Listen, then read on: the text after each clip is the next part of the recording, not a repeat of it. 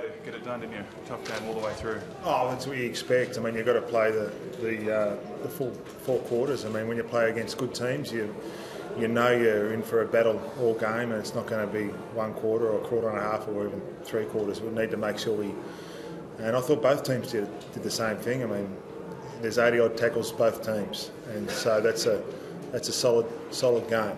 And that's what we came here probably expecting was a game like that, and it delivered. A little bit wasteful in the first quarter.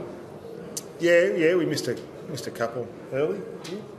I think 8 points in the first half, wasn't it? Yeah, we got a couple of rushed. I think there was a few rushed in the first quarter as well. I thought we played really well in that first quarter. We just didn't sort of.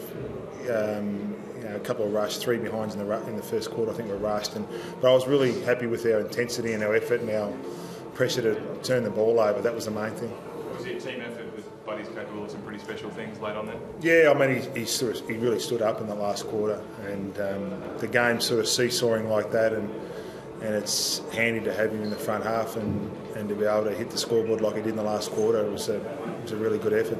Buddy, could you describe those 2 goals like? What was it like? Sort of in the moment, it's hard to really explain kicking the goals. I was fortunate enough to kick the goals, but in saying that I wouldn't be able to get those goals without the midfielders winning the ball and our half-backers running and providing options for us. And I was able to get on the end of it and kick the goals, which helped the team win. So, just happy to get the win against a quality outfit in Port Adelaide. Do you think that from about 7 out that you were a chance to kick that with an open goal square, or did you just take the punt and see how you go? Just took the punt and had a shot. I saw it was a little bit open and no one was there, so I just thought I'd have a shot. And fortunate enough, it was able to come off and get the goal.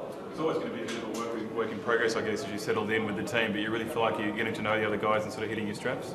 Yeah, definitely. I've spoken about it in the last probably couple of weeks. I've been able to get on the track and train with the boys consistently over the last 4 weeks, and I think I've been playing my better football probably the last couple of weeks because I've been able to get on the track and be able to get that consistency in my training and in my playing. But wasn't there in the first half for me. I missed a lot of shots. It would have been nice to kick 4 in the first half, but my work rate was up in the second half, and I was lucky enough to kick a couple of goals in the last half, which was good for myself. But as I said, it was a great team effort by all the boys across the board again, and we look forward to playing Richmond next Friday night. Hopefully it's a good turnout again. You talked about how you had that 4-week training, and now that you're training regularly, do you feel as if your best is still to come this season? Oh, I hope so. I hope my best is still to come. As I said, I'm still trying to get to know my teammates a lot better. Like I've only been able to train the last couple of weeks with the boys consistently, but I think it's going to come when we play games, and there's still a lot of the season to go and all the finals to go to. So just look forward to the back half of the season. Week in, week out on the track consecutively before a footballer really feels like they're really in the zone? Probably me being in a new football club takes a little bit longer. But yeah, as I said, as long as I'm getting out on the track and being with my new boys and at the football club and being able to play my better football and to gel with them also helps. Your defenders have played a lot of footy together now, most of them. Are you pretty happy with how they're sort of operating as a unit? Yeah. They've played a bit of football. Laidler's probably the one that's going for his first season ramp. He's, I guess, only been there for a season and a half, but they're experienced now. They're used to playing with each other, and it's always about your team defence. Often your team defence starts what's happening in your front half, and if we get that right, often it makes it easier for our backline boys.